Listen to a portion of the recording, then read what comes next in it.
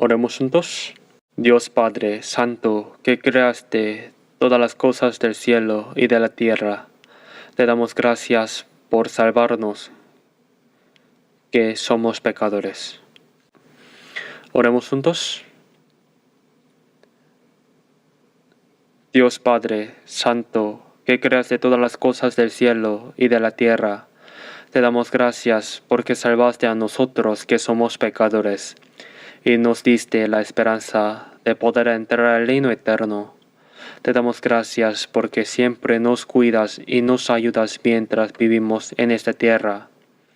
Hoy en el Día del Señor nos reunimos, que estés con nosotros y ayudes a que conozcamos tu preciosa voluntad, la que tú nos enseñas en el corazón de cada uno de nosotros.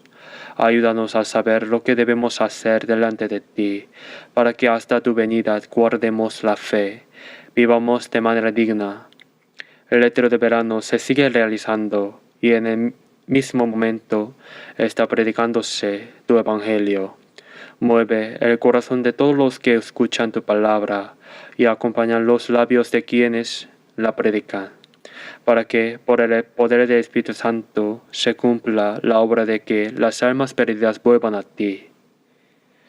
Y te rogamos con todo el corazón que cuides y guíes este retiro para que se lleve a cabo hasta el final, sin ningún accidente, en medio de tu voluntad. Ayuda a nuestros hermanos a saber lo que debemos hacer al vivir en estos últimos tiempos, para que donde quiera que estemos podamos vivir agradando a ti, y así cuando nos encontremos contigo cara a cara, no tengamos de qué avergonzarnos. Hoy también, desde el inicio hasta el fin, encomendamos todo únicamente al Espíritu Santo. Oramos en el nombre de nuestro Salvador Jesús. Amén. Vamos a buscar Malaquías capítulo 3. Malaquías capítulo 3, de versículo 13 a 18. Malaquías capítulo 3, de versículo 13 se les leo. Vuestras palabras contra mí han sido violentas, dice Jehová, y dijisteis que hemos hablado contra ti. Habéis dicho, por demás es servir a Dios, que aprovecha que guardemos su ley, y que andemos afligidos en presencia de Jehová de los ejércitos. Decimos pues, ahora, bienaventurados son los soberbios, y los que hacen impiedad no solo son prosperados, sino que tentaron a Dios y escaparon. Entonces los que temían a Jehová hablaron, cada uno a su compañero. Y Jehová escuchó y oyó, y escrito, libro de memoria, delante de él, para los que temen a Jehová, y para los que piensan en su nombre, y serán para mí especial tesoro. Ha dicho Jehová de los ejércitos, en el día en que yo actúe, y los perdonaré, como el hombre que perdona a su hijo que le sirve. Entonces os volveréis, y discerniréis la diferencia entre el justo y el malo, entre el que sirve a Dios y el que no le sirve. En este momento sigue en marcha el tercer retiro de verano y por el horario en que estamos es justo la hora en que se está predicando Evangelio. Normalmente Evangelio se predica hasta las 11:30. Hasta ayer para el tercer retiro se habían inscrito 12.366 personas. Y no solo eso, el retiro de los sordos se están llevando a cabo ahora mismo en el edificio de la iglesia de Changju. Y ahí, contando a los demás 300 hermanos de la iglesia de Changju que están sirviendo, hay 1.042 personas inscritas. De modo que a este tercer retiro se ha reunido una gran cantidad de personas, y como este retiro reúne a muchos hermanos que viven en zonas más alejadas, llegaron desde temprano y muchos vinieron en autobús. Y el número de personas que están ahí es realmente grande. Ayer se alcanzó el pico máximo de consumo eléctrico. En las decenas de años que llevamos haciendo retiros, ayer se usó la mayor cantidad de electricidad de toda la historia.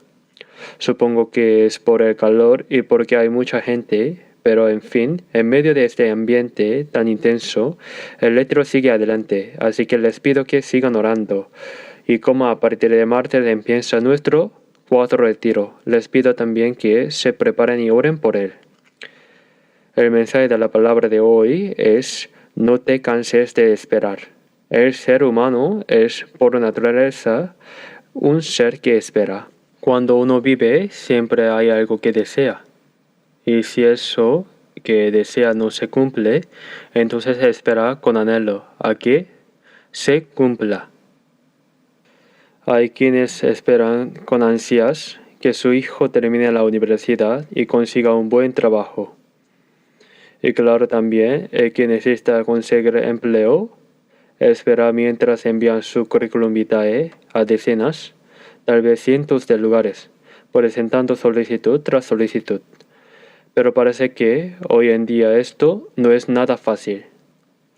Cuando se pasa por algo así, el corazón se siente muy pesado y difícil.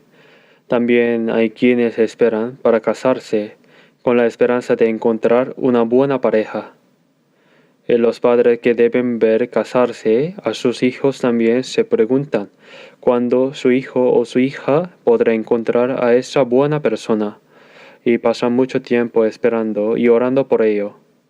Eso, en contra de lo que uno pensaría, no es nada sencillo. También hay quienes, cuando enferman, al principio piensan que se van a curar fácilmente, pero conforme pasa el tiempo y la sanidad tarda mucho más de lo esperado, esa espera se vuelve verdaderamente dolorosa y angustiante. Y además de todo esto, en medio de la vida diaria, oramos con fervor a Dios pidiendo que se cumpla algunas respuestas que llevamos en el corazón y esperamos ese tiempo. Y cuando de verdad se vive esa espera, resulta ser un tiempo realmente doloroso y angustioso. Hay otra cosa más que esperamos, ¿no es así? La promesa de que el Señor viene. Llevamos esperando durante muchísimos tiempos la promesa de que el Señor regresara. Yo, cuando era joven, pensaba que el Señor vendría el año 2000. Tal vez los de mayor edad lo recuerden. Se hablaban de Y2K y se decían que cuando llegara el año 2000 el mundo se acabaría. Así que yo me preguntaba si acaso llegaríamos a ver ese año, si mi hijo podrá llegar a ir a la escuela. Recuerdo que en aquellos tiempos, incluso después de casarse, muchos no tenían muchos hijos, viviendo con la idea de que el Señor venía pronto, pero todavía no ha venido. Y cada año escuchamos que el Señor viene pronto. Pero en medio de eso, el problema es que cuando esa espera se alarga, al principio espera con fuerza, esperando con anhelo de que el hijo conseguiría trabajo, que se casara, que sanara de su enfermedad, que llegara la respuesta a las oraciones que llevamos en el corazón. Y también con la sensación de que el Señor vendría muy pronto. De verdad esperábamos con el corazón ardiente, o quizás sería más correcto decir que esperábamos con expectativa. Esperábamos con la expectativa de que sucedería pronto lo que anhelamos. Pero, ¿qué pasa cuando esa espera se prolonga? Al principio esperamos con esperanza, pero con el paso del tiempo, poco a poco, comienza a surgir en el corazón una cierta duda. ¿De verdad va a suceder? ¿De verdad llegará ese momento? Eso pone a prueba nuestra fe. Pone a prueba la fe. Y aunque hay quienes, en medio de esa fe y con paciencia, hacen todo y resisten bien, también hay quienes, cansados de esperar, terminan abandonando ese lugar, abandonando el lugar de la fe. El problema que hoy quiero examinar es exactamente esto. El problema de la época de Malaquías.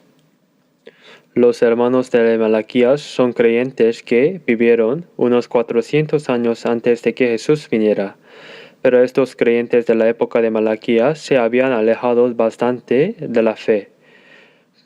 Primero vamos a ver versículo 14, voy a leer versículo 13. Vuestras palabras contra mí han sido violentas, dice Jehová, y dijisteis que hemos hablado contra ti.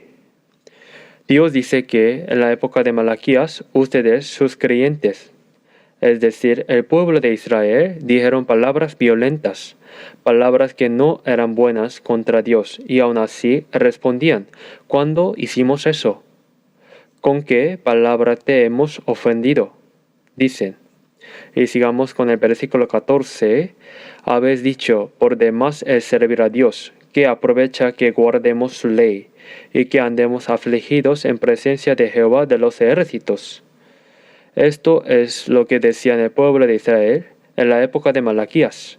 Decían que servir a Dios era en vano, que no tenían sentido, y que de nada servir guardar los mandamientos de Jehová de los ejércitos y vivir con el corazón oprimido. Viviendo bajo su palabra, atravesamos precauciones, dificultades, cosas que hay que resolver. Y entonces se preguntaban, ¿de qué servía vivir así? ¿Es una voz de fe o una voz alejada de la fe? Es una voz alejada de la fe. En el versículo 15 dice eso. Decimos pues, ahora bienaventurados son los soberbios, y los que hacen impiedad no solo son prosperados, sino que tentaron a Dios y escaparon. Es decir, estos creyentes de la época de Malaquías, el pueblo de aquel tiempo decían que en su época a los soberbios les va mejor, que a los que hacen el mal les va bien. ¿Qué le pasa al malvado? Que vive mejor, que prospera más, y que al que tienta a Dios en vez de castigo, ¿qué le pasa? Que se libra del castigo, y al contrario, le va bien. Es decir, estaban hablando de una manera totalmente alejada de la fe. Y si vemos Malaquías capítulo 1, encontramos que los sacerdotes que ofrecían sacrificios a Dios se habían corrompido. Al presentar el sacrificio delante de Dios no traían animales limpios y buenos, sino los ciegos, los cojos. Entonces Dios les dice, llévenle eso mismo a su gobernador, a ver si lo acepta. Un gobernador enviado desde Persia, es decir, no era el rey de Israel, sino un gobernador enviado por Persia, una nación extranjera. Dios les dice, llévenle a ese gobernador algo ciego, algo cojo, en resumen, algo malo, a ver qué pasa. Cuando uno le lleva algo a un gobernador, ¿debe llevarle algo bueno o algo malo? Si le llevas algo malo, hasta podrías morir por eso. Hay que llevarle lo bueno.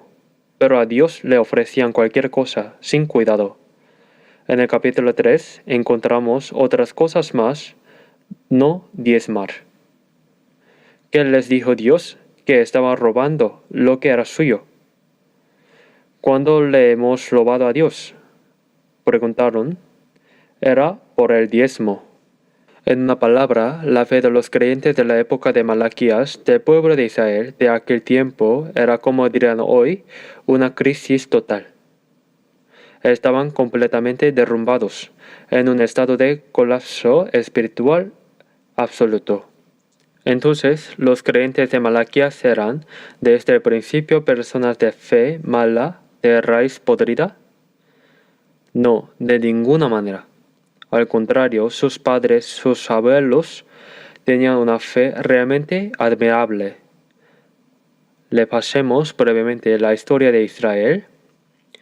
Estamos en el año 606 a.C. Hace 2600 años, en el 606 a.C., antes de Persia estaba Babilonia. El rey Nabucodonosor de Babilonia invade Israel y le quita a Israel su soberanía.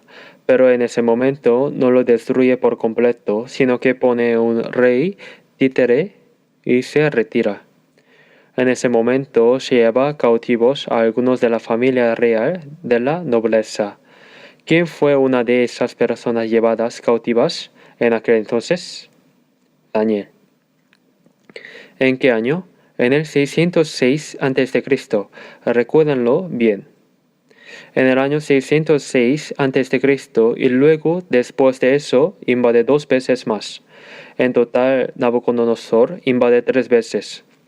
Y en la segunda invasión se lleva esta vez a varios artesanos y técnicos. Uno de ellos es el profeta Ezequiel. Es decir, Daniel era hijo de una familia noble y fue llevado en el 606. La segunda vez se llevan al profeta Ezequiel, que probablemente era uno de esos técnicos. Pero aún así, como Israel seguía resistiendo y sin obedecer al rey Nabucodonosor, en el año 586 a.C., exactamente 20 años después de 606, invade por tercera vez. En el año 586, invade por tercera vez y destruye por completo a Israel, es decir, a Judá del sur, y arrasa por completo por el templo. El profeta que estaba activo en ese momento fue Jeremías. Pero Jeremías no fue a Babilonia, le ofrecieron llevarlo a Babilonia y tratarlo bien, pero Jeremías no aceptó ir. Babilonia dejó solamente al pueblo más miserable, más pobres, y arrasó con todo, derribó por completo el templo, y luego se retiró. Desde este momento, la tierra de Israel, Judea del sur, Jerusalén, quedó completamente en ruinas. El que se quedó ahí hasta el final, llorando mientras escribía la escritura, fue Jeremías. Por eso existe el libro de Lamentaciones de Jeremías. Lamentaciones significa cantos de tristeza. Cuando Jerusalén cayó, hay una historia muy conocida. Dios dijo que si en Jerusalén hubiera unas pocas personas que de verdad sirvieran a Dios y vivieran de manera íntegra, Él la perdonaría. Con una sola persona bastaba. Una sola persona. Ustedes recuerdan que Sodoma cayó porque no había suficientes justos. ¿Cuántos? 10. Pero el año 586, en Jerusalén había muchos sacerdotes, muchos levitas y muchas personas que servían a Dios. Entonces esa Jerusalén cayó por falta de unos pocos justos. Cayó porque no hubo ni siquiera una sola persona. Y después de eso fueron llevados cautivos a Babilonia, y ahí el profeta Jeremías, alrededor del año, hace una profecía verdaderamente sorprendente. ¿Cuál era la profecía? Dice que ustedes no vivirán para siempre en la tierra de Babilonia, sino que volverán a la tierra de Israel. Y dice que regresarán después de ciertos números de años. ¿De cuántos? De 70 años. Si a 606 le restamos 70, ¿cuánto da? 536. Los años antes de Cristo se cuenta hacia atrás, así que el 536. Ustedes saben que hay un salmo, el Salmo 137, escrito con la tristeza de aquellos tiempos de cautiverios en Babilonia, y que con eso, Salmo 137 se hizo una canción pop a la orilla de los ríos de Babilonia. Cuando yo era niño, sin entender nada, bailaba y jugaba con esa canción que cantaban mis padres. No era una canción alegre, era una canción triste, pero como el ritmo era alegre, la cantábamos sin saber su significado. En todo caso, esa es la canción que se hizo a partir del Salmo 137. Unos 2 o 3 años antes de que llegara el año 536, Dios hace que Daniel lea las palabras de la profecía de Jeremías. Y así en Daniel capítulo 9 encontramos que el profeta Daniel, al leer las escrituras, descubre que el profeta Jeremías había profetizado que después de 70 años regresarían a la tierra de Israel. Y como mencioné antes, ¿quién fue una de las personas representativas que fueron llevadas cautivas en el año 606? Daniel. Y como Daniel mismo había sido llevado cautivo en ese momento, al hacer el cálculo se da cuenta de que ya no falta mucho. Por eso en Daniel capítulo 9, el profeta Daniel ora con fervor, pidiendo que a Dios, tal como lo prometió, por medio de su profeta, restaure a la nación de Israel. Ese es el contenido de Daniel capítulo 9. Y después de eso, el ángel Gabriel se le aparece a Daniel y le dice que en verdad se cumplirá. Y le da esa famosa profecía de las 70 semanas de Daniel. No tenemos tiempos de entrar en eso ahora, pero digamos solamente que en efecto, en el año 536, Dios realiza una obra sorprendente. ¿Qué tipo de obra realiza? En ese tiempo, Babilonia es destruida. ¿Por quién? Por Persia. Y el gobernante real de Persia en ese momento era un hombre llamado Ciro. Ciro, a quien también se le llama Quirus, al principio pone brevemente como rey a su suegro Darío, mientras él mismo era general, y finalmente cuando Ciro se convierte en rey, emite un decreto. ¿Qué decreto emite? Que la nación que gobierna al pueblo de Israel ha cambiado, y ahora es Persia. Emite un decreto que dice que cualquier israelita que estén en Persia y que lo desee puede regresar a la tierra de Israel. Eso ha quedado registrado como hallazgo arqueológico. ¿Y dónde se encuentra? Si van al Museo Británico, encontrarán algo llamado el cilindro de Ciro, un cilindro hecho de arcilla. Y al leer el contenido de ese cilindro, resulta sorprendente. Lo que está al final de Segunda de Reyes y lo que está en Esdras coincide exactamente con lo registrado ahí. Es el decreto de Ciro. Si vemos la historia, este hombre llamado Ciro ganaba las guerras de una manera sorprendente, con mucha frecuencia. Por ejemplo, cuando alguien logra un gran éxito, es muy raro que sea solo por su propia capacidad. Siempre interviene algo de suerte en cualquier cosa que se haga. Pero este hombre Ciro tenía muchísima suerte cada vez que iba a la guerra. Eran guerras que, en teoría, no se podían ganar, y sin embargo las ganaba unas tras otras. Así que él mismo, al ir a la guerra, sentía algo, lo estaba ayudando.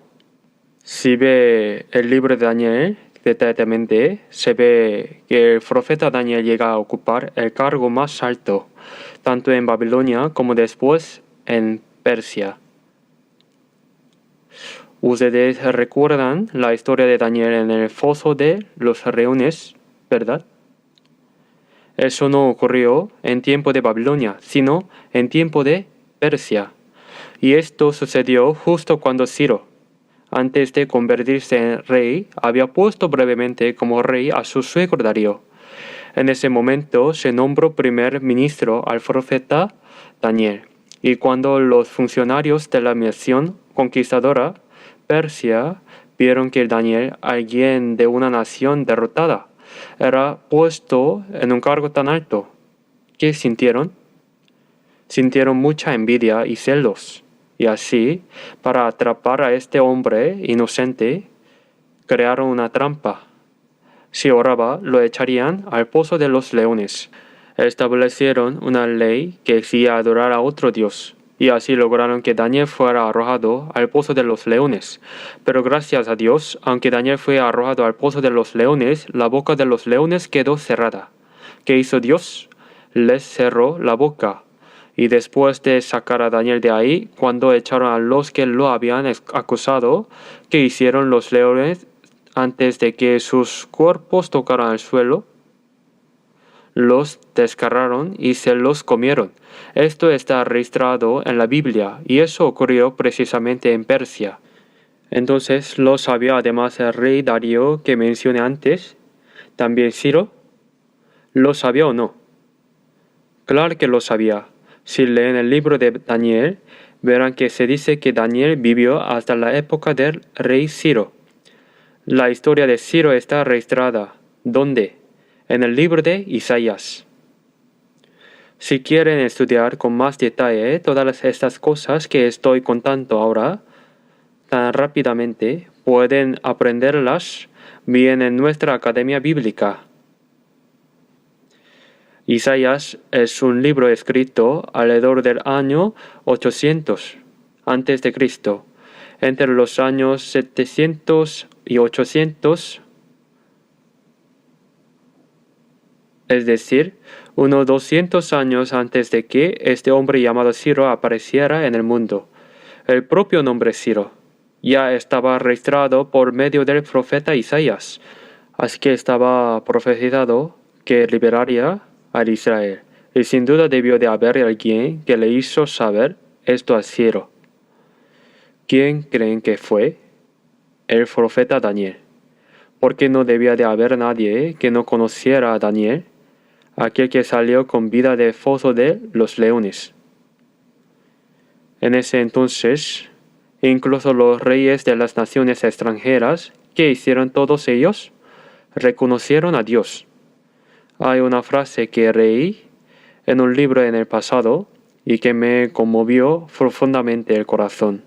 Daniel no fue un predicador. El profeta Daniel no fue un predicador, pero hizo que todos los pueblos y todos los reyes de las naciones extranjeras se arrodillaran delante de Dios.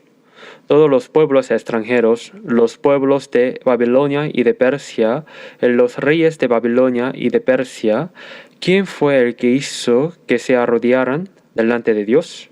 Daniel. Así que sin duda Ciro debió de haber visto su propio nombre a través de las escrituras, y aquello por lo cual él había obtenido la victoria, reconoció que no era por su propia capacidad, sino por el poder de ¿quién? Seguramente reconoció que era por el poder de Dios.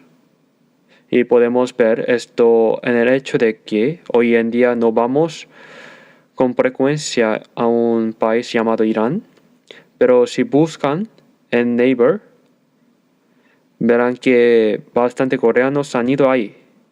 En unos registros de viaje se pueden ver la tumba de Ciro, el cilindro de Ciro, la tumba de Daniel, y la tumba de Mardoqueo. ¿La conocen? Todo lo del libro de Esther de Mardoqueo está ahí, en Irán. Pero la tumba de Ciro es sumamente sencilla. No es la tumba de un rey que fundó un imperio. Es muy modesta. Ciro lo sabía. Aquello por lo cual él había llegado a ser lo que era. ¿De quién era el poder? Del poder de Dios. Era un hombre humilde que reconocía el poder divino. En fin, Ciro concedió la liberación. En el año 536, con Zorobabel como líder, el pueblo de Israel regresó. En el libro de Esdras, que estudiamos del capítulo 1 al 10, los capítulos 1 al 6 son precisamente la historia de cómo Zorobabel lideró ese regreso. Y entonces, ¿dónde está la historia de todos los que en aquel tiempo se quedaron en Persia? Está en el libro de Esther.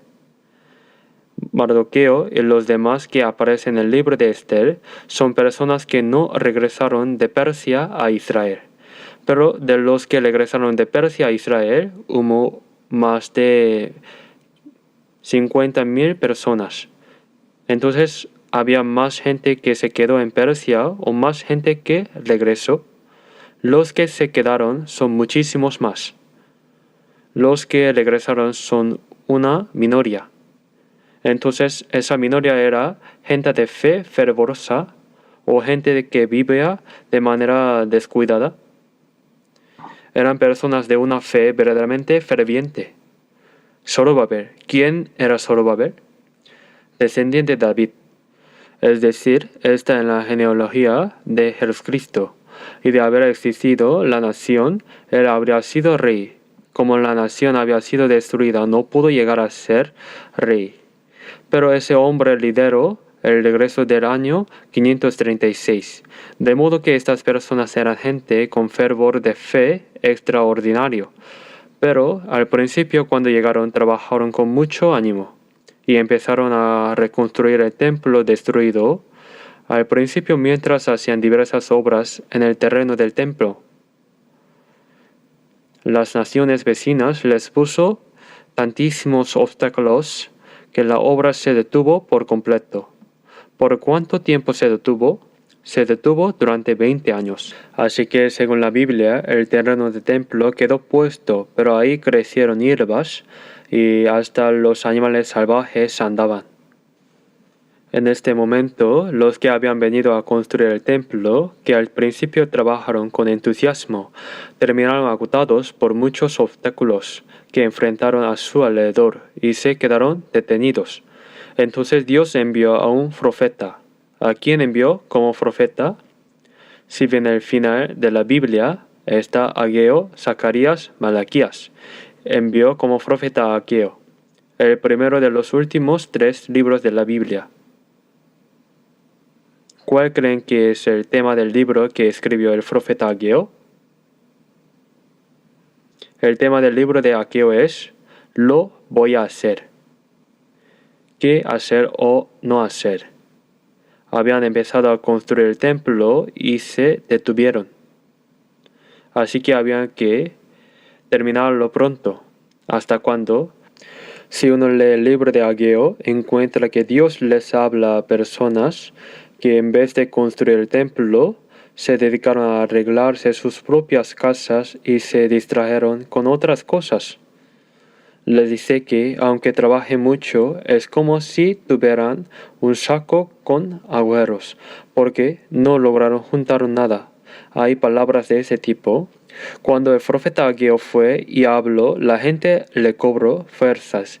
Y luego el profeta Zacarías, más o menos en el mismo periodo, también fue y habló. Y la gente volvió a cobrar ánimo y terminó de construir el templo. Habían regresado en el año 536. Así que 20 años después, ¿en qué año estamos? En el 516. En el año 516 se completó el segundo templo, el templo de Zorobabel. Sé que habla de números da un poco de dolor de cabeza, pero en fin, unos 500 años antes de que Jesús viniera, se completó el templo. Y aquellas personas vivieron entonces una vida de fe con una pasión extraordinaria. ¿Por qué? Porque en el profeta Ageo y sobre todo en el profeta Zacarías se encuentran registradas profecías sobre el Mesías.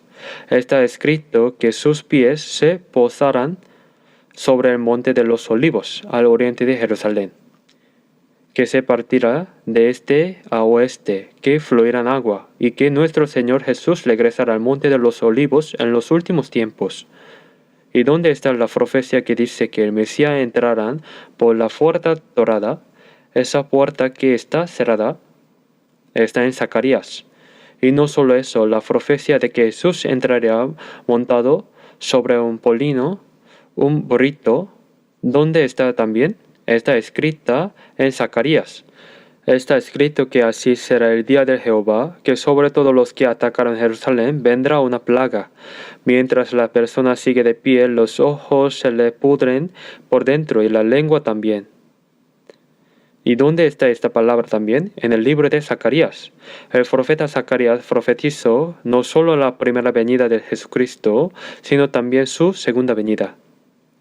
Así que 500 años antes de que Jesús viniera, cuando aquella gente escuchaba las palabras de los profetas Ageo y Zacarías, ¿qué esperanza podían haber en su corazón? Que el Mesías viene. Y sin embargo, la realidad que vivían en ese momento era sumamente difícil. ¿Por qué? Porque su nación había sido destruida y está bajo el dominio de Persia. Y además las naciones y los pueblos vecinos se oponían con muchísima fuerza a que Jerusalén se levantara y prosperara así. Y hasta los amenazaban, y aún en esta situación ellos cobraron fuerza delante de la palabra y seguían viviendo. Y un poco más tarde, otra persona lleva a más gente con él. ¿Quién fue? Esdras. ¿Y conocen el libro de Esdras? Si ven Esdras de capítulo 9 al 10, Esdras es descendiente de Aarón en la 16ª generación. Es decir, es de linaje sacerdotal. Como descendiente de Aarón, era un escriba y sacerdote a la vez, es decir, un hombre sumamente versado en las escrituras, y fue quien afirmó al pueblo de Israel en la palabra. Y él fue y les enseñó la palabra a la gente. Y además poco después, casi en la misma época, ¿quién más llegó? Nehemías. ¿Recuerdan el libro de Nehemías? Si Esdras fue el hombre encargado de enseñar la palabra de Dios, Nehemías vino como gobernador de Persia. Así que tenía la autoridad para obtener todo lo que pidiera delante del rey del imperio persa. Y cuando escuchó que aunque el templo de Jerusalén ya estaba levantado, sus puertas habían sido quemadas y no tenían murallas, y que por eso el pueblo sufría muchas persecuciones y dificultades por parte de las naciones vecinas, se llenó de angustia y en medio de la oración pidió permiso al rey. ¿Y con qué cargo vino? Vino como gobernador. Y lo que hizo Nehemías fue esto. Cuando Zorobabel vino, lo que se hizo fue construir el templo. El templo destruido es el segundo templo, el templo de Zorobabel. Pero lo que hicieron Nehemías y Esdras al llegar fue a reconstruir la muralla de Jerusalén, esa muralla que rodeaba la ciudad. Porque solo una muralla se puede defender los ataques extranjeros y hacerse fuerte.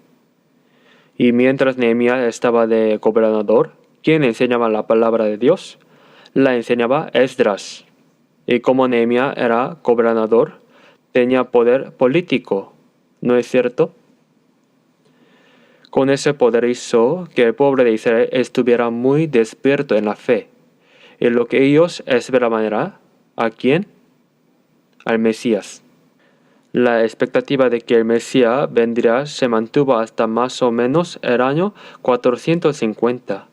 Es decir, desde Zorobabel pasando por Esdras y Nehemías, durante esa época, durante 2 o incluso 3 generaciones, la gente vivió en medio de circunstancias difíciles, pero vivió con fervor en la fe. Pero después, seguramente Esdras también murió y Nehemías también murió. Y entonces, ¿cómo eran los creyentes de la época de Malaquías? El pueblo de Israel de la época de Malaquías.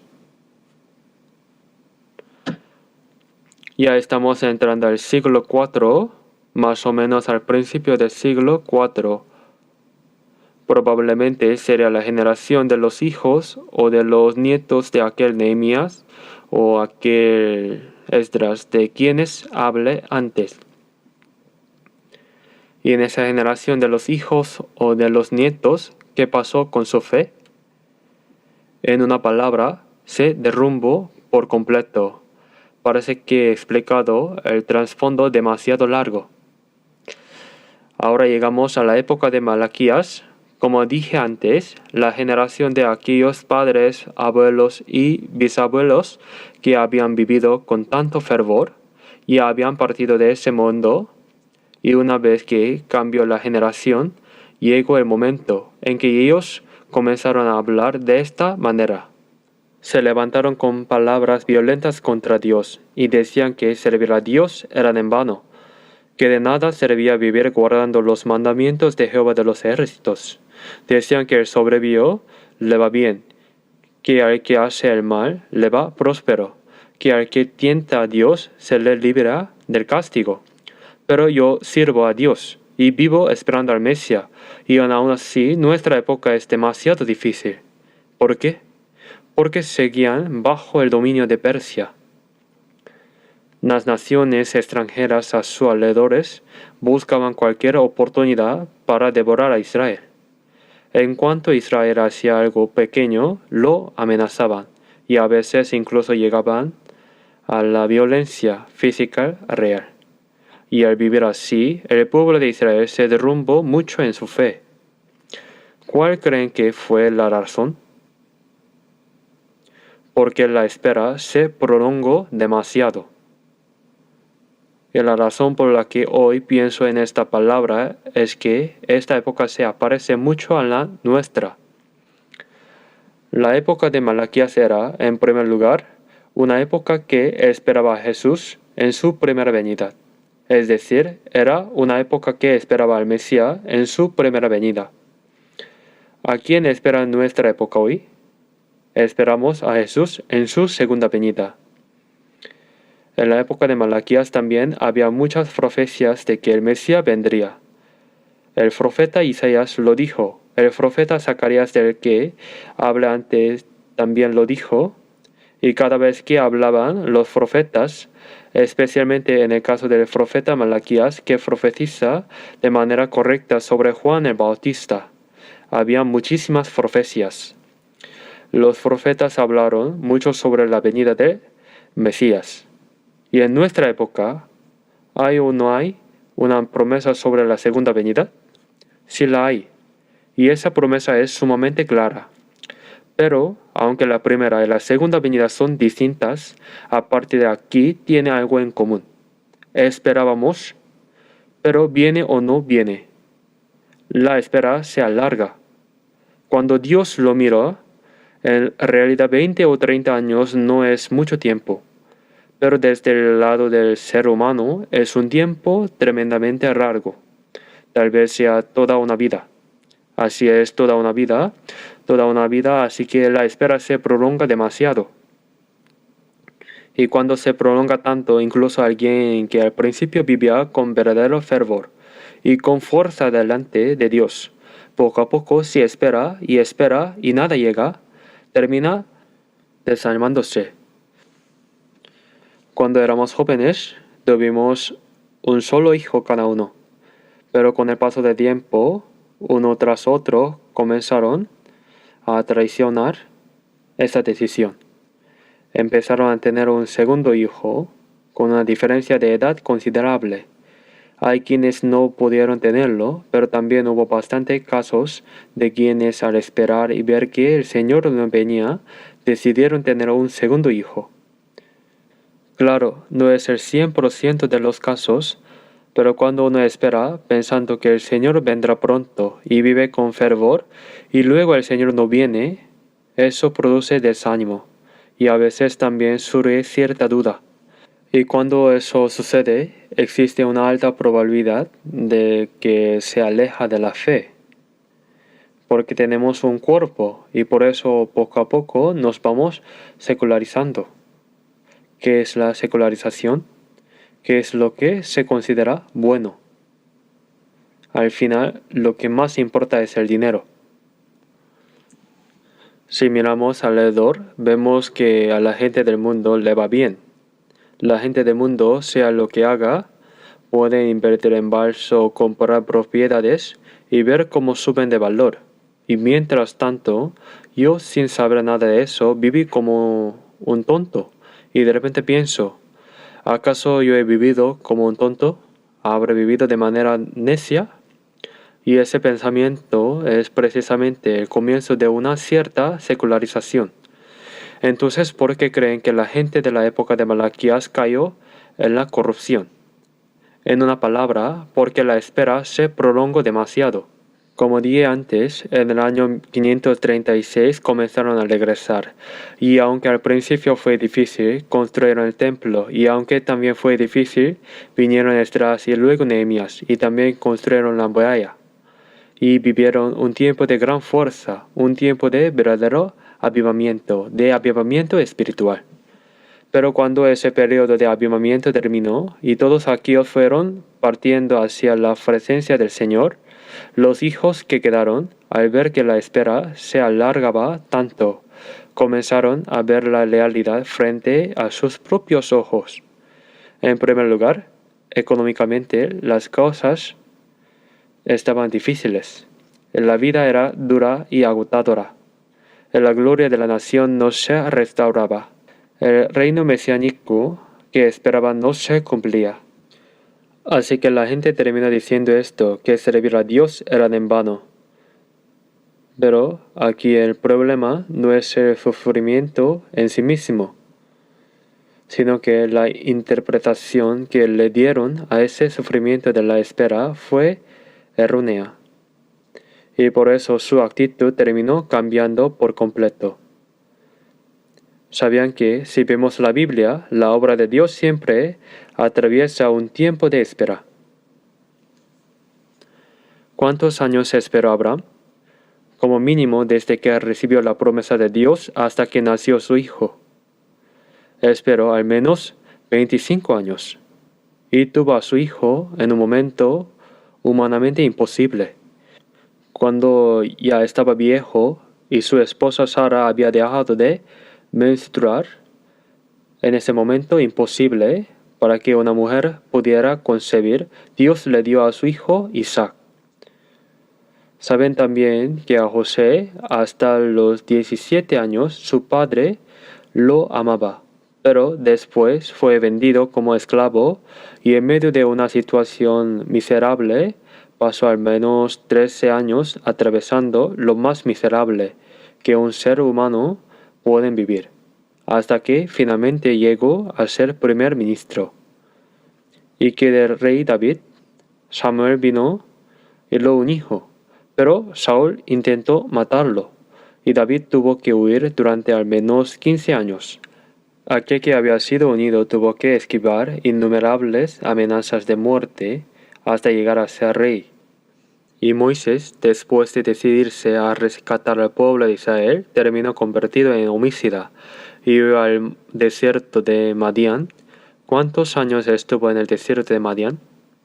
Estuvo 40 años. Si observamos la obra de Dios en la historia, siempre encontramos un punto común, hacer que la persona espere. ¿Cuál creen que es la razón? Que Dios, antes de preparar las circunstancias, prepara primero a la persona. Y esa espera no significa que Dios no esté haciendo nada. Esperar no significa que Dios esté en silencio. Del lado de Dios, esperar es preparar. Yo también desde niño escuché continuamente que el Señor viene, y por eso a veces me pasaba por la cabeza ese mismo pensamiento. Pero saben que ahora mismo Estados Unidos e Irán están enfrentándose y sabemos que esto es el cumplimiento de las Escrituras. Pero Irán desaparecerán de la faz de la tierra o no desaparecerán. No desaparecerá. ¿Hasta cuándo? Hasta la última guerra. Así que ahora mismo Trump debe estar pasando difícil. Irán debería quedar destrozado, pero no queda destrozado. Así que la gente del mundo piensa, esta vez sí que Irán puede quedar destruido. Pero nosotros, por la Biblia, sabemos que Irán no será destruido por completo, sino que de una manera u otra sobrevivirá.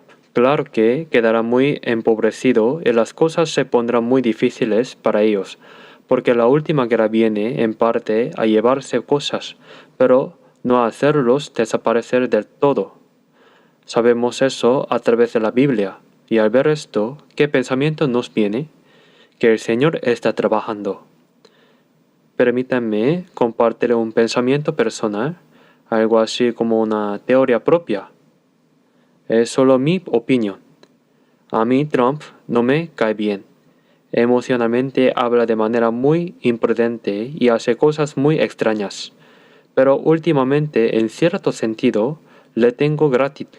Si Trump no hubiera existido en nuestro país, habría entrado en un largo estancamiento económico.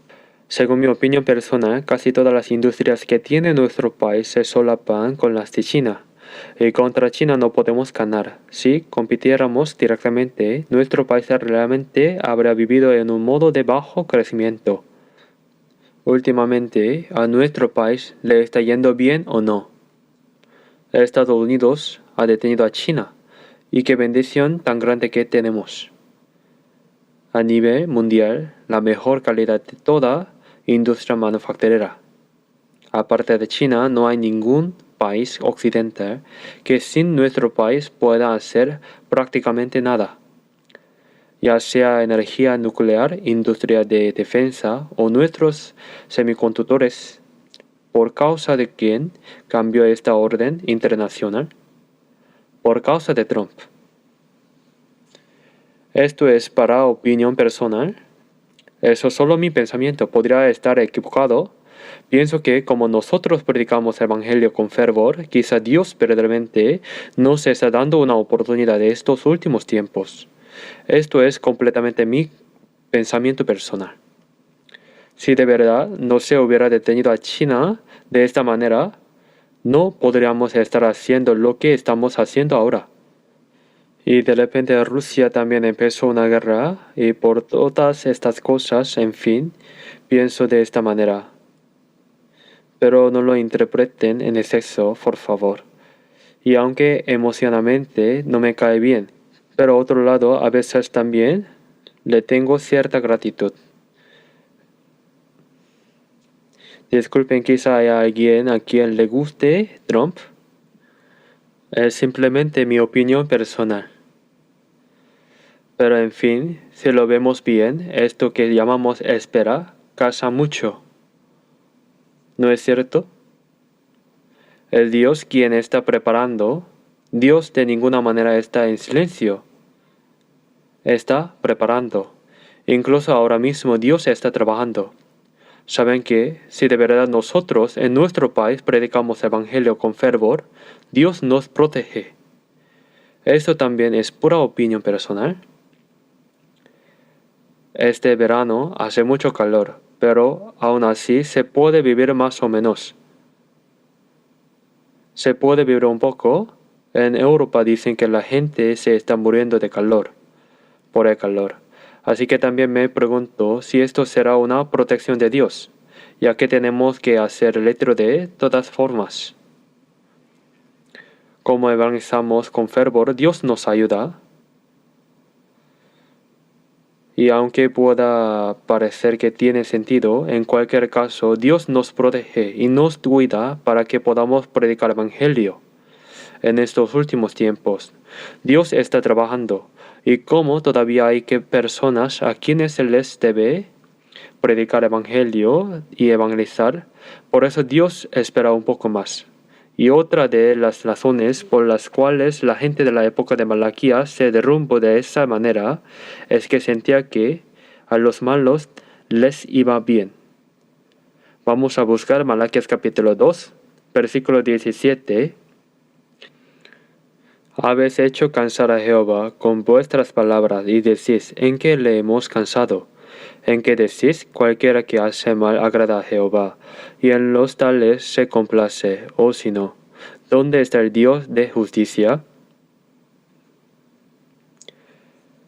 El pueblo de Israel, con sus palabras, cansaba a Dios, y aún así decían, ¿en qué te hemos cansado? ¿Y en qué lo cansaban?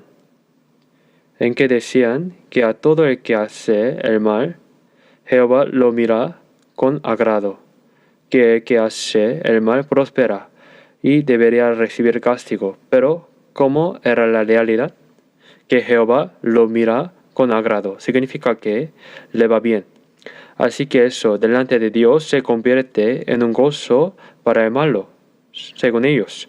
También decimos algo parecido en el mundo. ¿Qué habrán hecho esas personas en una vida pasada para que les vayan tan bien, para haber salvado tanto a su nación?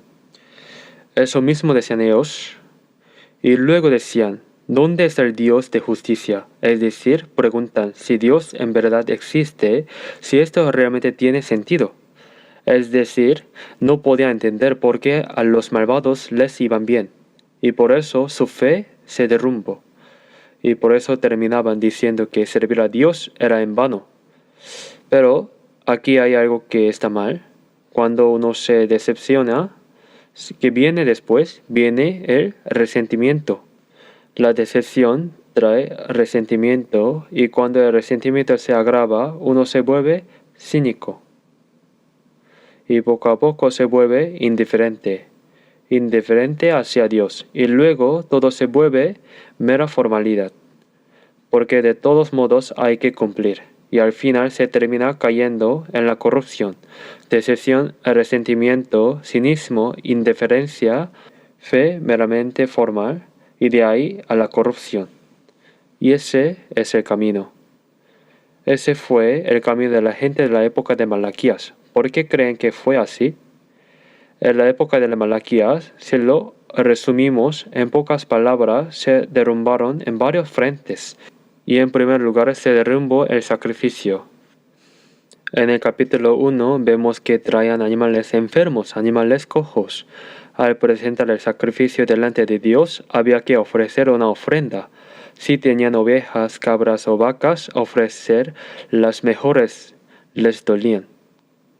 Les parecía un desperdicio. Entonces, ¿qué ofrecían? Ofrecían al animal enfermo, al ciego, al cojo, cosas que ya ni siquiera tenían valor comercial. Y eso mismo era lo que llevaban delante de Dios cuando se trataba de un sacrificio. Pero Dios lo sabe, y por eso les dice, llévenle esto mismo a su gobernador, a ver si lo aceptaría. El sacrificio se había derrumbado. Y esta gente además dice esto. Vemos el capítulo 1, versículo 2. Voy a leer el versículo 2 de Malaquías capítulo 1, donde el pueblo de la época de la Malaquías dice también lo siguiente. Yo os he amado, dice Jehová, y dijisteis, ¿en qué nos amaste? Yo te amo, dice Dios, pero ¿en qué los amo? Es como cuando les decimos a nuestros hijos, te quiero mucho, te amo. Y ellos responden, ¿cuándo me amo, papá? ¿Qué me ha dado papá? Ese tipo de hijos malagradecidos existen, ¿verdad? Y ese mismo semblante de hijo malagradecido, ¿de quién es el semblante? Es el semblante de Israel. Y los sacerdotes, ¿qué se supone que deben hacer? Enseñar la palabra de Dios. Pero estas palabras se habían corrompido. Vamos a ver capítulo 2, versículo 7. Capítulo 2, versículo 7. Porque los labios del sacerdote han de guardar la sabiduría, y de su boca el pueblo buscará la ley. Porque mensajero es de Jehová de los ejércitos. Mas vosotros os habéis apartado del camino, habéis hecho tropezar a muchos en la ley, habéis corrompido el pacto de Leví. Dice Jehová de los ejércitos. El deber del sacerdote era guardar la palabra de Dios, el conocimiento de Dios, y responder a la gente cuando preguntara. Pero ellos se habían desviado del camino correcto, los sacerdotes se habían corrompido. Y dice que hicieron que otros tropezaron con la ley, es decir, que los propios sacerdotes ya ni siquiera guardaban la ley. Y entonces naturalmente del pueblo común ya ni hablar. Y no solo eso, más adelante vemos que la familia comenzó a derrumbarse. Los hombres empezaron a abandonar a sus familias. Y el versículo 14 del capítulo 2. Más diréis, ¿por qué? Porque Jehová ha atestiguado entre ti y la mujer de tu juventud, contra la cual has sido desleal, siendo ella tu compañera y la mujer de tu pacto. Desleal significa que la traicionar, que la engañar. En una palabra, que es traicionar a la esposa que uno tomó de este joven. ¿Qué es traicionar a la esposa? Es cometer adulterio, ¿verdad? Engañar a la esposa, y como Dios desea tener hijos piadosos, en cambio nacían hijos que no eran piadosos. La familia se está desmoronando. Y como dije antes, también se derrumbó el diezmo. Dios les dice, ¿acaso no me están robando lo que es mío? Y ellos preguntan, ¿cuándo le hemos robado a Dios? Dios responde, es el diezmo, la ofrenda. Así, cansados de esta espera, su fe se derrumbó por completo. Esta situación, ¿estaría bien que fuera la nuestra? ¿O no estaría bien? Si estuviera bien, hoy no estaría predicando este mensaje. Pero si no permanecemos despiertos en la fe, podríamos llegar a caer en algo parecido. ¿O no podríamos? Sí, podríamos.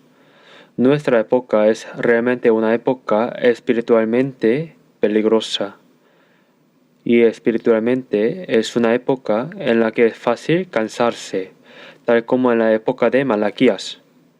Pero nosotros, ¿cómo debemos vivir? Es una época en la que debemos guardar la fe hasta que el Señor venga. Primero que nada, ¿vendrá el Señor o no vendrá? Sí, vendrá. Aquel Mesías que esperaba la gente de la época de Malaquías, ¿vino o no vino? Sí vino. Vino, pero ellos, cansados de esperar, terminaron corrompiéndose, se derrumbaron. Y cuando el Señor por fin vino, ¿lo reconocieron o no? No lo reconocieron. Salvo unos pocos que estaban despiertos cuando el Señor vino, cuando el Mesías vino, la mayoría, aunque tanto esperaron al Mesías, no lo reconocieron. ¿No es esto una tragedia? Después de esperar así, después de vivir así, ¿cuál creen que es la verdadera tragedia de nuestra época? En la parábola de 10 vírgenes se nos compara con ellas. Había vírgenes que estaban despiertas, pero ¿qué otras vírgenes habían? Había vírgenes que estaban durmiendo. La Biblia registra también a un siervo que, pensando que el Señor tardaría en venir, comenzó a golpear a los demás siervos, y de esa manera, durmiendo, justo después de haber vivido con fervor durante mucho tiempo, si justo en ese momento uno está durmiendo, si se encuentra con el Señor, ¿qué pasa? Claro que si ya recibió la salvación, irá al cielo, delante del Señor, pero ¿no sentiría una gran vergüenza? ¿Qué debemos aprender de esta época de Malaquías? Lo primero es que debemos aprender sin falta acerca de la promesa. Habacuc capítulo 2. Habacuc capítulo 2. Voy a leer los versículos 2 y 3.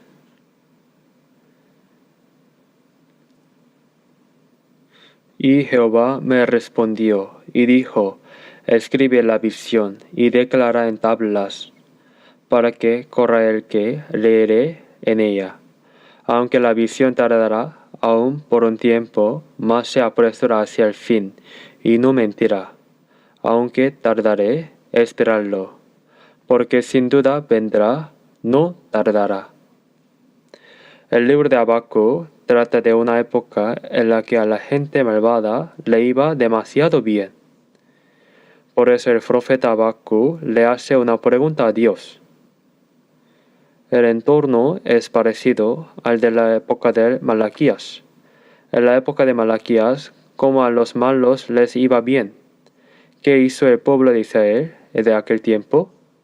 Se desanimó por completo y cayó en la corrupción.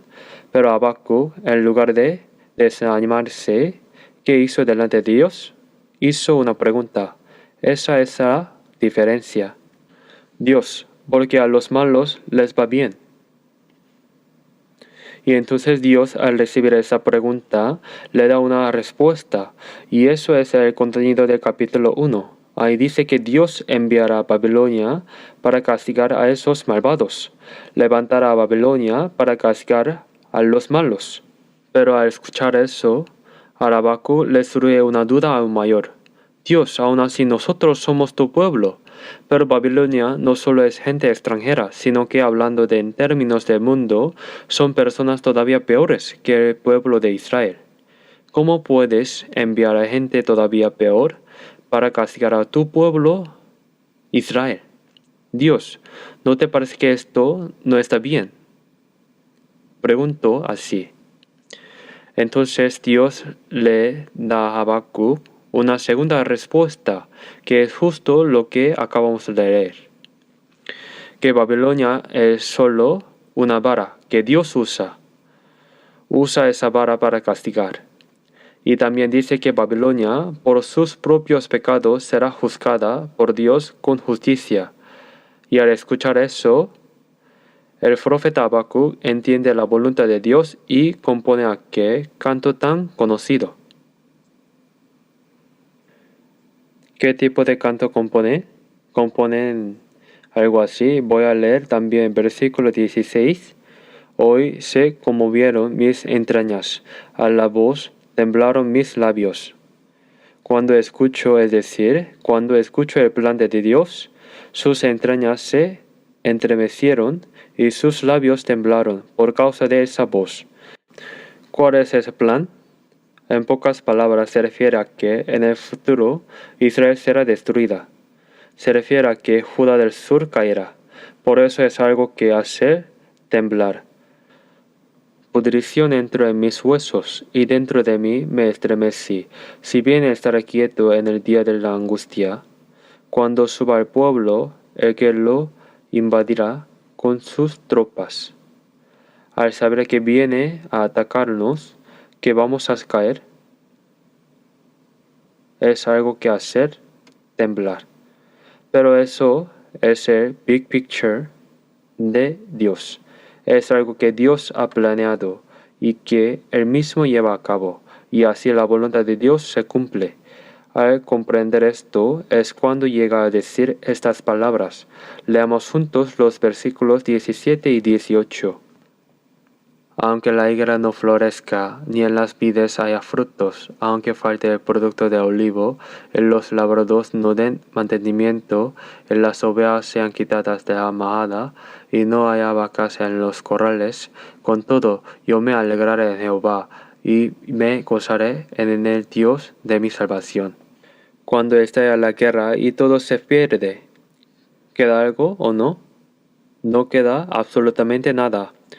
Se secan las hojas de la higuera, no hay uvas en las vides, así es como lo cantan.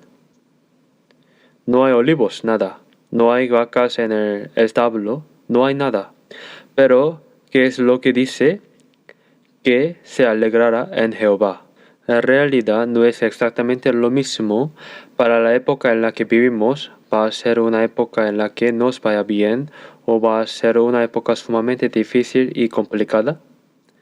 Espiritualmente será una época difícil y complicada, pero es justo cuando eso sucede que viene el Señor. Sí, el Señor viene entonces. Y si logramos comprender el big picture de Dios, su ingratitud, tan solo por el hecho de que Dios se haya convertido en nuestro Señor. Volviendo al capítulo 2, es donde Dios habla de esta manera. Y Jehová me respondió y dijo, escribe la visión y declara en tablas para que corra el que leyere en ella.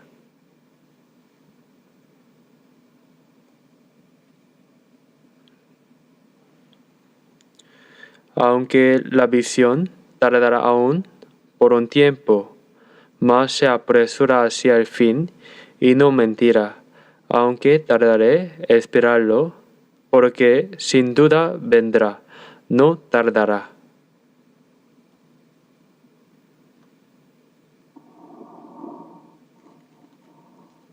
¿Esta palabra del profeta Habacuc se cumplió o no? Sí se cumplió.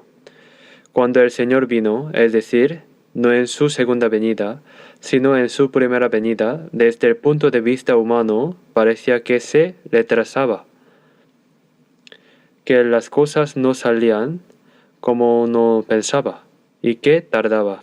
Pero en el plan de Dios, sin duda, sin retrasarse, se cumpliría. Y así el Señor vino en su primera venida, tal como fue prometido. Solo que, como la vida humana es corta, el pueblo de la época de Malaquías no llegó a verlo con la rapidez que ellos deseaban. De la misma manera, la segunda venida del Señor también, sin duda, se cumplirá.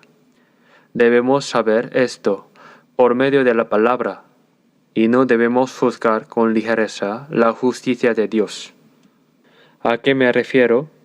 Al malvado le va bien, y a la prosperidad del malvado, que dice la Biblia, dice que no la envidiemos.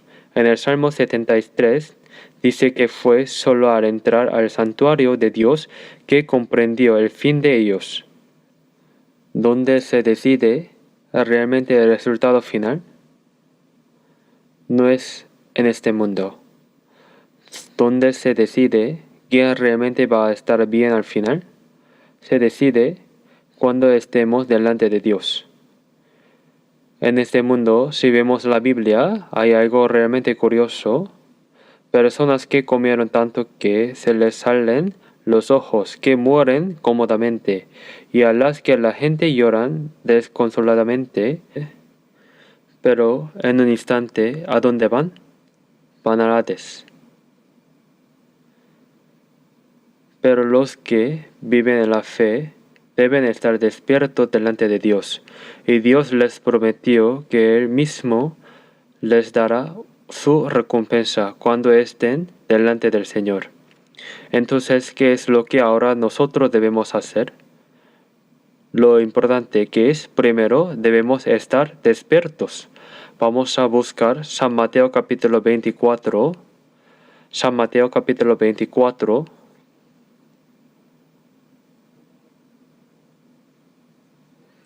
De versículo 40 a 44.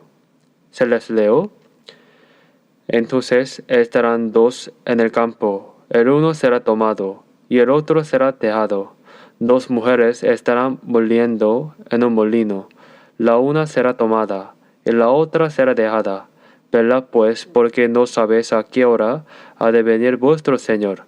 Pero sabed esto, que si el padre de familia supiese a qué hora el ladrón habría de venir, velaría y no dejaría minar su casa. Leamos juntos. También vosotros estad preparados, porque el Hijo del Hombre vendrá a la hora que no pensáis. Si un ladrón viene y uno supiera cuándo llegará, por supuesto que el dueño de la casa se mantendría despierto para evitarlo. Pero delante de nosotros, si hay dos en el campo, uno será tomado y el otro será dejado. Y si hay dos mujeres moliendo, una será tomada y la otra será dejada. Esto, ¿qué es lo que tanto esperamos? Es el rapto. Pero hay que estar despiertos. No sabemos en qué día vendrá nuestro Señor. Debemos estar preparados. El Hijo del Hombre vendrá cuando menos lo pensemos. En verdad debemos estar despiertos en la fe. Hace 26 o 27 años, cuando éramos jóvenes, usábamos comunicación de computadora. Por medio de esa, hermanos, nos reunimos en salas de chat para tener comunión. Considerábamos cómo llamamos a esa sala de chat. ¿Cómo se llama esa sala de chat?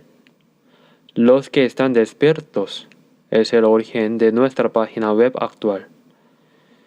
Así que incluso les dábamos una cuenta a los hermanos que estaban en Estados Unidos para que tuviéramos comunión.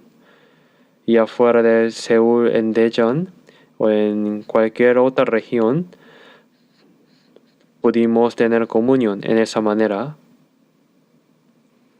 Fue un mundo completamente nuevo. Y luego, si no recuerdo mal, fue en 1999 cuando trasladamos todo eso al entorno de Internet. Así ese espacio de comunión que habíamos creado para los hermanos se llamó Los que están despiertos. Para ser exacto, es Los que están despiertos. Creo que le pusimos un nombre muy excelente. Veo que no se emocionan mucho, ¿Cuál es nuestra identidad? Somos los que están despiertos. Nuestra identidad son los que están despiertos. Vamos a ver Colosenses capítulo 4.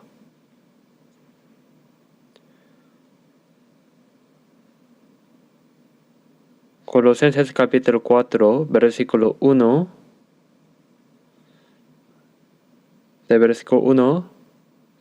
Desde versículo 2.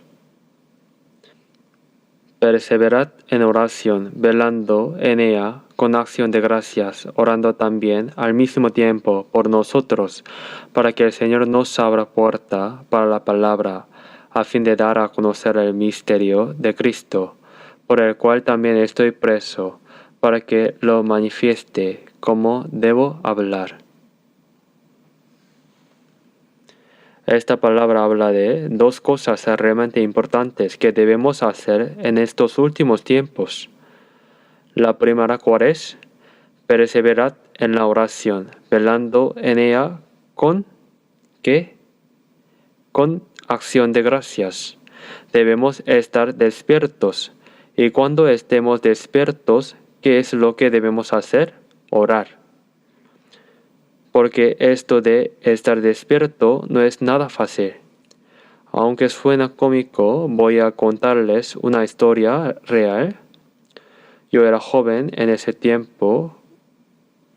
Una persona había recibido la salvación. Ese joven recibió la salvación y aprendió la palabra. Estad despiertos.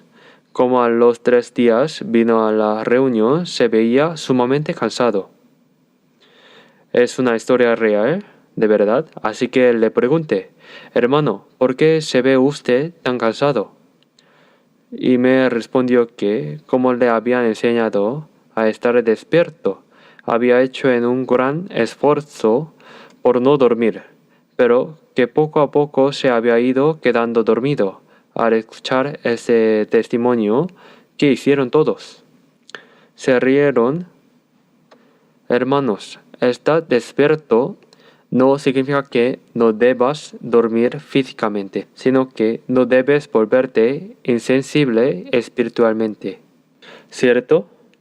Y por eso los que están despiertos, como son sensibles al pecado y como discierne las corrientes del mundo, lo discierne, anhelan la palabra y espera con expectativa la venida del Señor, y no abandonan la oración. Ese es el significado de estar despiertos, impedir volverse insensible espiritualmente. Pero aquel hermano lo había entendido en el sentido físico y se esforzaba por eso. Y de verdad existió ese hermano. Ahora vive con fervor su vida de fe en cierta región. Nos encontramos incluso en ese retiro y nos dimos la mano. Qué hermano tan sincero, tan inocente, ¿no? Piensen en esto. ¿Hay alguna enseñanza importante? ¿Es fácil estar despierto? Es difícil. No es fácil resistir sin dormir. Y espiritualmente, ¿es fácil estar despierto? Es difícil. Así como es difícil aguantar sin dormir físicamente, tampoco es fácil vivir espiritualmente sin dormir y sin volverse insensible. Por eso lo más importante para lograrlo es guardarnos a nosotros mismos con la palabra. Cuando Satanás vino a tentar a Jesús, ¿con qué lo venció? Lo venció con la palabra. La palabra debe estar en nuestro corazón y luego lo importante también es la oración. Marquen aquí por un momento. Vamos a buscar San Lucas capítulo 18. San Lucas capítulo 18. Voy a leer desde versículo 1. También les refirió Jesús una parábola sobre la necesidad de orar siempre y no desmayar, diciendo, había una ciudad un juez que ni temía a Dios ni respetaba a hombre. Había también en aquella ciudad una viuda, la cual venía a él diciendo, hazme justicia de mi adversario. Y él no quiso por algún tiempo, pero después de esto dijo dentro de sí, aunque ni temo a Dios ni tengo respeto a hombre, sin embargo, porque esta viuda me es molesta, le haré justicia, no sea que viniendo de continuo me agote la paciencia. Y dijo el Señor, oí lo que dijo el juez injusto, ¿y acaso Dios no hará justicia a sus escogidos? Que clama a él día y noche, ¿se tardará en responderles? Os digo que pronto les hará justicia, pero cuando venga el Hijo del Hombre, ¿hallará fe en la tierra? Pero la oración es, en cierto sentido, una espera, y a través de la historia que el juez injusto podemos recibir una gran enseñanza. Al final dice, cuando venga el Hijo del Hombre, ¿hallará fe en la tierra? Esto es sorprendente, porque incluso un juez injusto, si uno va con insistencia y le suplica con fervor, termina haciéndole justicia. Y lo dice esto, que si nosotros, los creyentes, los hermanos que hemos recibido la salvación, le pedimos a Dios, sin duda nos escuchará. Entonces, ¿por qué de repente dice, hallará fe? ¿Qué significa esa fe aquí? Es alguien que fue una y otra vez, que insistió hasta el final. Así que esta fe es, primero, la fe que cree con certeza que Dios va a responder y que ora hasta el final con esa certeza. Pero dice, cuando venga el Hijo del Hombre, ¿la encontrará? ¿La hallará? Entonces, ¿qué es lo que sucede cuando venga el Hijo del Hombre?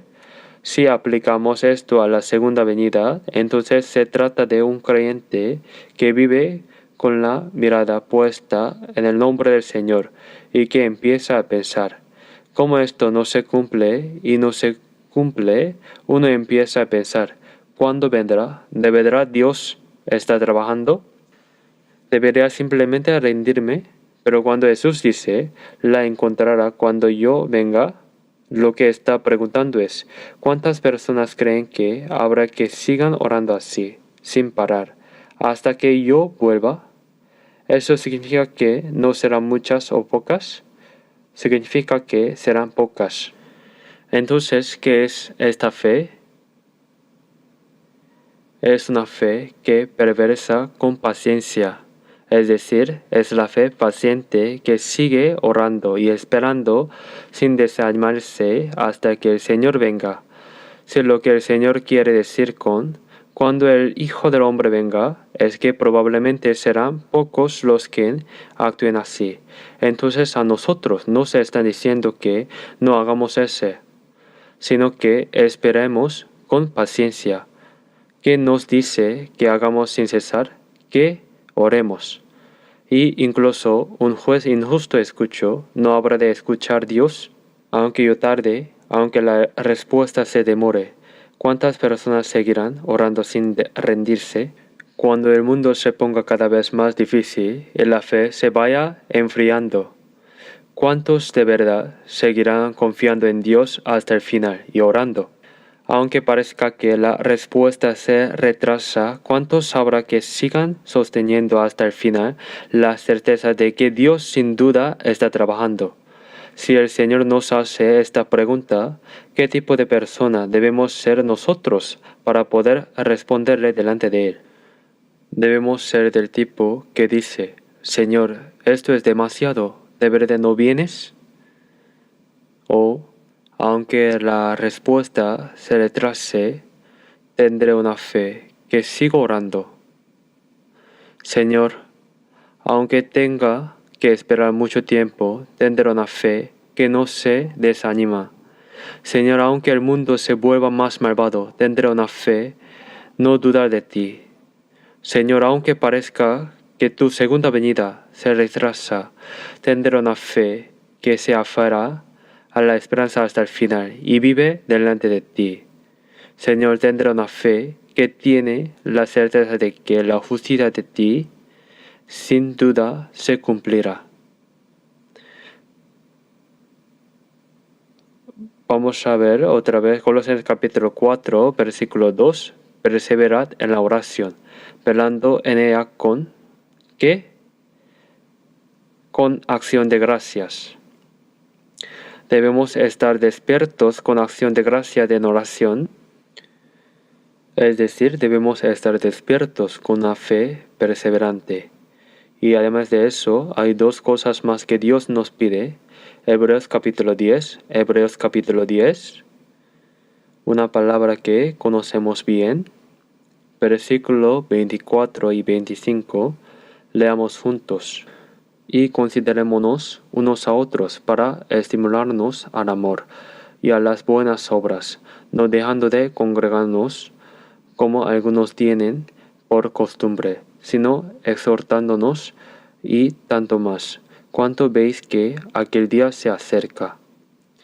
Considerémonos unos a otros para estimularnos al amor y a las buenas obras. Como dice, anímense unos a otros. Si de verdad se vive con fe, hay muchos momentos de soledad. También hay muchos momentos dolorosos y angustiantes. Aunque sin duda hacemos el bien, muchas veces no recibimos ni un buen trato, ni agradecimiento por parte de la gente, e incluso somos rechazados. Y aún así, ¿qué debemos hacer los unos con los otros? Considerarnos unos a otros y respecto a las buenas obras que hemos hecho, ¿qué debemos hacer? Y no dejar de congregarnos como algunos tienen por costumbre, sino al contrario, exhortarnos y hacerlo con mayor fervor cuanto más veamos acercarse ese día. Esforcémonos por congregarnos, hacer el bien unos a otros, animarnos mutuamente y esforzarnos por reunirnos. Esto es lo que debemos hacer en estos últimos tiempos. Y otra cosa importante, ¿cuál es? Volvamos a ver Colosenses capítulo 4. Colosenses capítulo 4, un poco más adelante, voy a leer a partir de versículo 3, orando también al mismo tiempo por nosotros, para que el Señor nos abra puerta para la palabra, a fin de dar a conocer el misterio de Cristo, por el cual también estoy preso, para que lo manifieste. ¿Cómo debo hablar? Es una palabra que nos dice que hagamos. ¿Cuál es la razón por la que seguimos vivos en esta tierra? ¿Cuál es la razón por la que el Señor todavía no ha venido? Porque todavía queda gente que necesita escuchar esta palabra. Esa es la razón, ¿no es cierto? Si no quedara nadie que necesite escucharla, ya no tendríamos razón para seguir aquí. Cuando el Señor nos llame, con gratitud podríamos simplemente decir amén e irnos. Pero, en una palabra, debemos animarnos unos a otros hasta que el Señor venga, esforzarnos por congregarnos y una vez reunidos, ¿qué es lo que debemos hacer? Evangelizar. Evangelizar es algo que debemos hacer con esfuerzo, juntos, evangelizar juntos. Cuando vamos a los retiros hay muchísimas historias conmovidas, hay historias entrañables, y traer a la gente con tanto esfuerzo, preparando todo con tanto empeño, y aún así muchas veces por falta de alojamiento tenemos que pedir disculpas, aunque hacemos todo lo posible. Un hermano joven me dijo algo así: Pastor, ¿por qué nunca hay alojamiento para los hermanos jóvenes? Y cuando le pregunté por qué decía eso, me explicó que primero se les da lugar a los que evangelizan, luego a las hermanas, y entre los hermanos primero a los mayores, luego a la generación de los padres, y que en cambio se supone que los jóvenes se las arreglan solos, y que eso no significa que simplemente se acuesten sin más, sino que se les dice que haciéndolo así recibirán una recompensa. Y a mí me da un poco de pena solo poder decir eso. Pero en fin, para poder evangelizar a una persona más, todos nos esforzamos juntos, servimos juntos y hacemos cosas que en el mundo probablemente nunca habríamos hecho. Recoger basura, mover cosas de un lugar a otro, sudando, todo eso se hace con el propósito de evangelizar. Entonces lo que nosotros debemos hacer en esta época es precisamente eso. Y a las personas que hacen bien ese trabajo, ¿Dios las recordará o no? Sí, las recordará. Volvamos otra vez a Malaquías capítulo 3. Malaquías capítulo 3. Los versículos 14 y 15 del capítulo 3, como vimos antes, había personas que hablaban de una manera alejada de la fe. Pero incluso en esa misma época, sin duda había personas que vivían delante de Dios con fe verdadera. Voy a leer a partir del versículo 16. Entonces los que temían a Jehová hablaron cada uno a su compañero, y Jehová escuchó y oyó, y fue escrito el libro de memoria delante de él, para los que temen a Jehová, y para los que piensan en su nombre, y serán para mí especial tesoro. Ha dicho Jehová de los ejércitos, en el día en que yo actúe, y los perdonaré, como el hombre que perdona a su hijo que le sirve. Incluso en la época de Malaquías, aunque hubo tanta corrupción, tanta desánimo, tanta seculaciones, aún en medio de todo eso, sin duda hubo personas que conservaron la fe de esperar a Dios, de esperar a Mesías. Existe un remanente también en nuestra época, y ese remanente, ¿quién debería ser? Debo ser yo. En la época de Elías, cuando todos se habían ido tras Baal, y Elías, al ver que la reina Jezabel quería matarlo, sintió que todo había terminado. ¿Qué le dijo Dios? Le dijo que había guardado a 7,000 que no habían doblado rodillas ante Baal. Hay un remanente. En nuestra época también hay ese remanente. Debe haberlo. Y en ese remanente, ¿quiénes deben estar? Ustedes y yo debemos estar ahí. Eso es lo que dice, que los que temen a Jehová hablan cada uno con su compañero, se piden oración unos a otros, tienen comunión, se gozan juntos y Dios lo escucha todo. ¿Y qué hace Dios con eso? Lo escucha todo. Y para los que temen a Jehová y para los que piensan con respeto en su nombre, ¿qué hace delante de Jehová en ese libro de memoria? Lo escribe, lo ha escrito. Cuando lleguemos delante del Señor, todo aquello por lo que tuvimos comunión con fervor, todo aquello por lo que pedimos oración delante de Dios, todas estas historias que oramos delante de Dios, cuando no había nadie más, quedarán registradas delante de Dios, ¿o no? Sí quedarán. Y Dios lo dijo, Jehová de los ejércitos ha dicho, en el día que yo he señalado, los haré mi especial tesoro. ¿Qué será ese especial tesoro del que aquí se habla? ¿Conocen las joyas? ¿Les gustan las joyerías? Cuando van a una tienda de joyas, a una tienda de donde venden piedras preciosas, ¿cómo se les ven los ojos? Las joyas son hermosas. En el texto original, esa palabra especial tesoro es precisamente joya. Y Dios dice que a esas personas las convertirán ¿en qué? En su joya. Las convierte en un tesoro especial. en una joya. Y si tiene una joya, la dejan por ahí sin cuidado o la guardan con sumo cuidado. La guardan con sumo cuidado, la miran, la limpian, la protegen para que no se pierda, la tratan con estima. Y si de repente desapareciera, la buscarían por todas partes.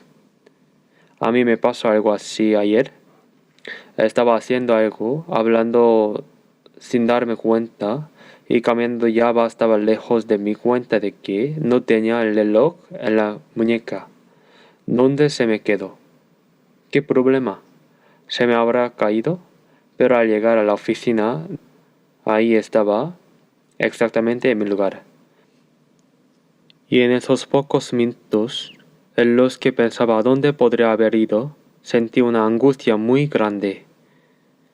Claro, comparando con una joya es algo de un valor mucho menor, pero para mí es algo realmente valioso. Y para ustedes también, ¿verdad? Ustedes también tienen cosas valiosas.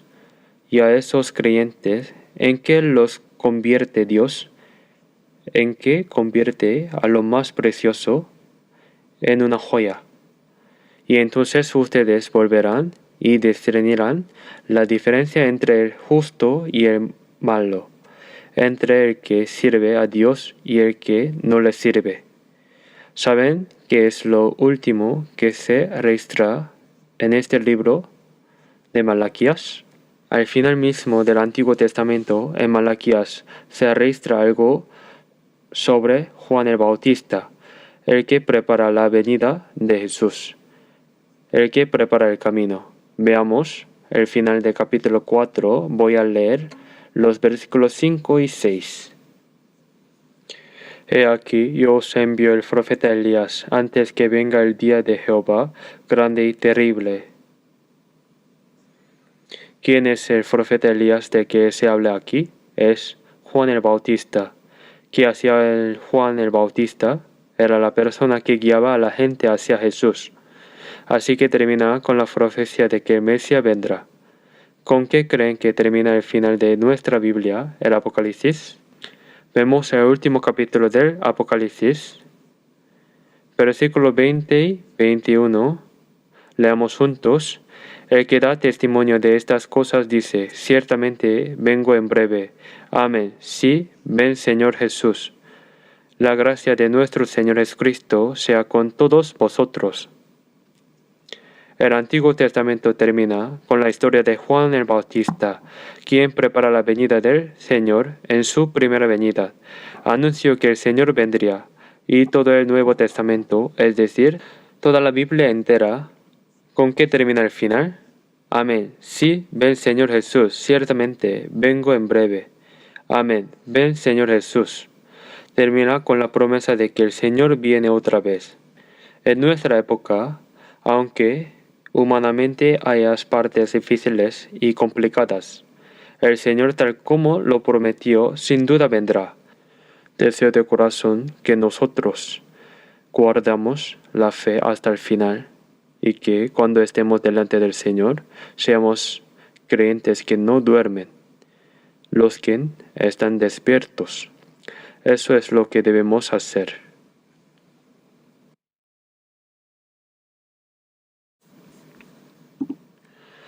Oremos juntos. Dios Padre Santo, te damos gracias porque a través de la enseñanza mostrada por medio de los creyentes de Malaquías nos hiciste saber que tenemos que esperarte con la fe firme y que debemos mirarte. El retiro de verano se está preparando y se está llevando a cabo. Acompáñanos hasta el último momento, hasta que termine, especialmente el cuarto retiro de la Iglesia Central del Seúl comienza pasado mañana martes. Que estés con nosotros y que hagas tu gran obra en medio de nosotros y que estés con nosotros hasta el final del retiro y hasta tu venida. Ayúdanos y guíanos para que podamos vivir sin caer desde la fe. Enséñanos con tu palabra lo que debemos hacer y haznos saber las cosas que debemos vivir delante de ti. Y guíanos, ayúdanos para que lleguemos a ser una iglesia preciosa y que no tengamos ninguna vergüenza al estar delante de ti. Protege y cuida a todos los hermanos que se esfuerzan por el retiro, a todos los que evangelizan y a todos los que escuchan la palabra. Agradeciéndote por todo, oramos en el nombre de Jesús, quien nos ama. Amén.